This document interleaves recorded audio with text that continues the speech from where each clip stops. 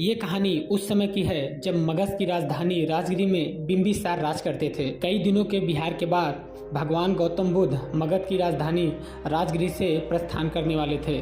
वहाँ के लोगों को जब इस बारे में जानकारी मिली कि गौतम बुद्ध हमारे नगर से प्रस्थान कर रहे हैं, तो लोग उनके लिए भेंट और उनसे मिलने के लिए उनके पास चले आए। गौतम बुद्ध अपने शिष्यों के साथ बैठे हुए लोगों द्वारा दिया गया प्रेम और भेंट को स्वीकार कर रहे थे। सम्राट बिंबिसार भी महात्मा बुद्ध को भूमि, वस्त्र एवं भोज्य पदार्थ प्रदान किए। नगर के सेठों ने भी धन दान और सोने चांदी के जवाहरात उनके चरणों में भेंट किए।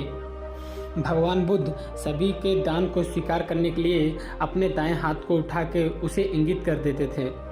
उसी भीड़ में एक वृद्धा भी थी और वह भगवान बुद्ध से बोली कि भगवान, मैं एक निर्धन हूँ, मेरे पास आपको देने के लिए कुछ भी नहीं है। आज मुझे पेड़ से एक आम गिरा हुआ मिल गया, मैं उसे आधा खाई ही थी कि तभी मुझे आपके प्रस्थान का समाचार मिला। उस समय तक मैं आधा आम खा चुकी थी और मैं भी आपको कुछ भेंट अर्पित करना चाहती हूँ, लेकिन मेरे पास इस जूठे और आधे खाए हुए आम के सिवा कुछ नहीं है और मैं इस आधे खाए हुए आम को ही आपको भेंट करना चाहती हूँ। क्या आप मेरे इस भेंट को स्वीकार कीजिए।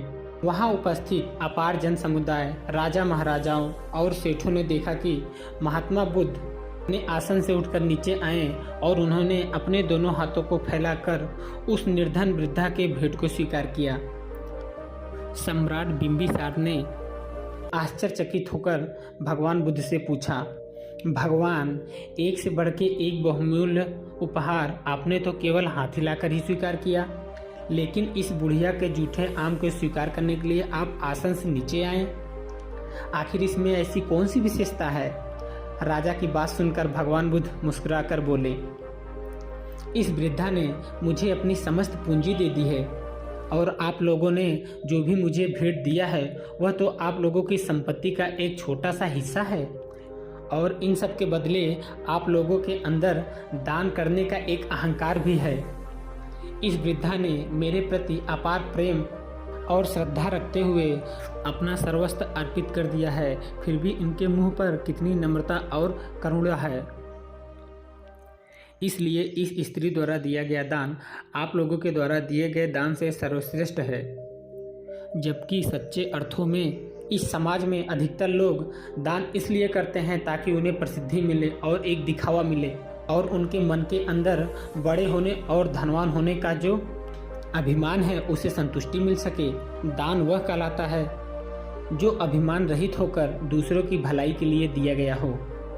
जब किसी इंसान के पास किसी एक चीज़ की कमी हो, लेकिन जब उस इंसान को उस चीज़ की ज़रूरत हो और उस चीज़ का कुछ हिस्सा दूसरों की मदद व उसके परोपकार के लिए दान कर दे, तब उस दान का मूल्य अन्य दानों की तुलना में कई ज़्यादा बढ़ जाता है, क्योंकि अतिरिक्त पड़ी वस्तुओं का बंटवारा दान नहीं कहलाता है। जबकि वो वस्तुएं जिनकी आपको भी बहुत ज़्यादा ज़रूरत है और वे आपके पास एक सीमित मात्रा में ही है, लेकिन फिर भी आप उन्हें दूसरों की मदद के लिए भेंट या दान करते हैं, तो आप सच्चे अर्थों में एक बहुत बड़े दानी हैं। तो दोस्तों, हमें इस कहानी से यही सीख मिलती है कि किसी को अगर दान देना है तो उसमें कोई छल कपट और कोई दिखावा नहीं होना चाहिए। ऐसा दान ही सबसे बड़ा दान होता है। मिलते हैं किसी नए वीडियो में, तब तक के लिए नमस्कार।